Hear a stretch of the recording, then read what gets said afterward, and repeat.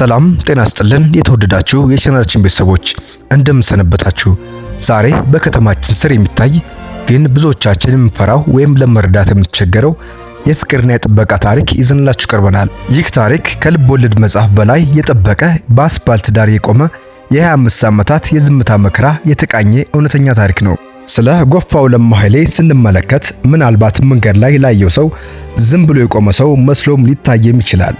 ነገር ግን በዚያ የለማ ዝምታ ውስጥም የብዙ ዓመታት የውስጥ ጩኸት፣ የጠፋ ማንነትና ያልተቋጨ የፍቅር ሰንሰለት አለ። ዛሬ ስለ ሰው ልጅ አቅም፣ ስለ አእምሮ መታወክና ስለ ፍቅር ድንበር ጥልቀት አብረን እንወያያለን። ይህ የለማ ኃይሌ ታሪክ ነው። ለማ ኃይሌ እንዲህ አልተወለደም። ለማ ከ25 ዓመታት በፊት አዲስ አበባ ውስጥም እንደ ማንኛውም ወጣት የወደፊት ህልም የነበረው ትምህርቱን የተከታተለ ኢንጂነር ነበር። የለማ ህይወት በዛን ወቅትም በሰላም የተሞላ ነበር። በዚያን ጊዜ ከማንኛውም በላይ የሚወዳት የወደፊት ህይወቱ አጋር ያደረጋት ፍቅረኛም ነበረችው። ፍቅራቸው እንደ ማልዳ ፀሐይ ብሩህ ነበር። በከተማው ጎዳና፣ በካፌዎች፣ በየመንገዱ አብረው ሲሄዱ የለማ ደስታ የሚሰወር አልነበረም። የወደፊት የጋራ ህይወት በጋራም ያቅዱ ነበር። ነገር ግን የለማ ህይወት በአንድ ቀን ተቀየረ። የፍቅረኛው ቤተሰቦች ልጅቷን ወደ ውጭ ሀገር እንድትሄድ ሲወስኑ ለማ በድንጋጤ ውስጥም ወደቀ። ያቺ ቀን ጀርመን አደባባይ አካባቢ የተካሄደች ስንብት የለማን ህይወትም ከሁለት የከፈለችም መስመር ነበረች። እጠብቅሻለሁ ሲል ይህ ቃል እንደ ቀላል ቃል አልነበረም። ያቺ ቃል የእርሱን ህይወት መሳሪያም ሆነች። ከዚያች ቀን በኋላ ለማ ሌላ ሰው ሆነ። ስራውን ተወ። ማህበራዊ ህይወቱን ትቶ በየቀኑ ያችን መንገድ መቆሚያ አደረጋት። መጀመሪያ ላይ ሰዎች ምናልባትም ለጥቂት ቀናት ይሆናል ብለው አሰቡ። ነገር ግን ቀናቶች ወደ ወራት፣ ወራቶች ወደ ዓመታት ተቀየሩ። 5፣ 10 ዓመት፣ 15 ዓመት፣ 20 ዓመት፣ 25 ዓመት አለፈ። ለማ ግን ያው ነው። ቤተሰቦቹ ጎፋ ካምፕ የነበረው መኖሪያ ቤት ለቀው ወደ ጃሞ ሲዘዋወሩም ለማ ግን ሊከተላቸው አልቻለም። በየቀኑ ከጀሞ እስከ ጎፋም ካምፕ በእግሩም እየተጓዘ በፀሐይና በዝናብ እየተመላለሰ ቦታው ላይ ይቆማል። ለማን የሚያውቁት የአካባቢው ነዋሪዎችም ለምን እንደሚቆም ሲጠይቁት ከንቱ፣ የከንቱ ከንቱ፣ ሁሉም ከንቱ ብቻ ነው መልሱ። ይህ ሰው ሕይወቱን በቃላት ሳይሆን በተግባር በዝምታም ተርጉሞታል። ምግብ አይልም። ሰዎችም ሰጥተውት ሲያዩት በጭንቅላቱ ምልክት ይሰጣቸዋል። የለማ የሲጋራ ጭስ ከሱ ጋር አብሮ የሚነጉድ የትዝታ ምልክትም ሆኗል። በየቀኑ በየመንገዱ የሚያልፉ ሰዎችም የለማን ምስል አሁን እንደ ተፈጥሮ አካል አድርገውም ይቆጥሩታል።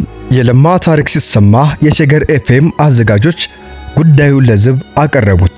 ወንድሙ ከበደ ኃይሌ የለማን ሁኔታም ሲገልጽም እንባውን መቆጣጠር አቅቶትም ነበር። ወንድሜ በራሱ ዓለም ውስጥ ተዘግቷል፣ ምንም ሊገባው አይችልም በማለትም የተናገረው ንግግር የብዙዎችን ልብም የነካም ነበር።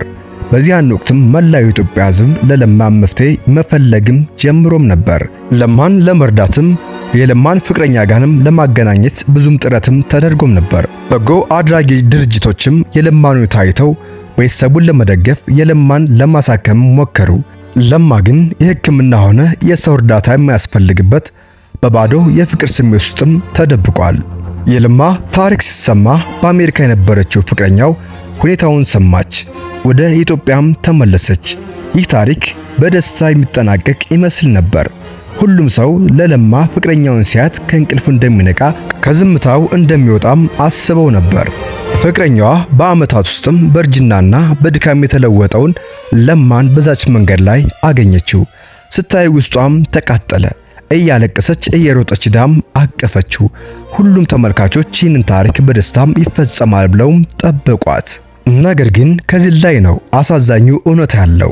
ለማ አላወቃትም። እርሱ የሚጠብቃት ፍቅረኛው እሷ ነበረች።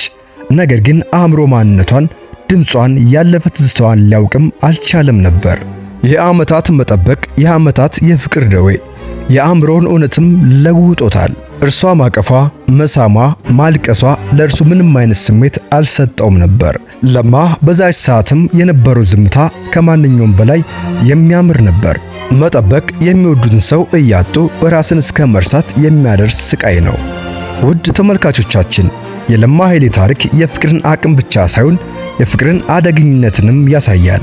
እኛ የምንጠብቃቸው ነገሮች ራሳችንን የሚያስረሱን ከሆነ መጠበቅ መብት ነው ወይስ ስህተት? ለማ ኃይሌ የህይወት ትርጉም የሌለው በባዶ ስሜት ውስጥም የሚኖር ሰው ነው። የእርሱ ታሪክ ማብቂያ የለውም። ዛሬም በዚያ ጎዳና ላይ ይቆማል። እያንዳንዱ ቀንም በለማ ህይወት ውስጥም አንድ ተጨማሪ ቀን ነው። የለማ ታሪክ ብዙዎቻችን ያስተምረናል። ፍቅር መሆን ያለበት መኖር እንጂ መሞት አይደለም። መጠበቅ መሆን ያለበት ተስፋ መሆን እንጂ ራስን መጣልም አይደለም። ለማ ኃይሌ በአዲስ አበባ ታሪክ ውስጥም ለፍቅር የተከፈለ መስዋዕትነት ትልቅ ምሳሌም ነው። የለማ ታሪክ ከኛ የሚጠብቀው ምላሽ የለም።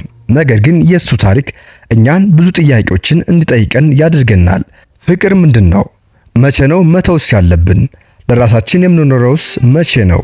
እነዚህ ሁሉ ጥያቄዎች የለማ ታሪክ የሚፈጥራቸው ጥያቄዎች ናቸው። የለማ ኃይሌ የህይወት መጽሐፍ ገና አላለቀም። እያንዳንዱ ቀን በዚህ መንገድ ላይ ያለው ቆይታ አዲስ ምዕራፍ ነው። ለኛ ግን የለማ ታሪክ ፍቅርን፣ ታማኝነትና የሰውን አእምሮ ስብራትም ያሳየናል። ውድ ተመልካቾቻችን ይህን ታሪክ ለብዙዎች እንዲደርስ ሼር አድርጉ። ለቻናሉ አዲስ ከሆናችሁ ሳብስክራይብ በማድረግ እንደነዚህ አይነት እውነተኛና ጥልቅ ታሪኮችን በየጊዜው መከታተል ትችላላችሁ። ስለነበረን ጊዜ እናመሰግናለን። በቀጣይ ከዚህ የተሻለ ቪዲዮ እስከምንገናኝ በያላችሁበት የዓለም ዳርቻ ሰላማችሁ ብዝት ይበልን። ቸር ሰንብቱ።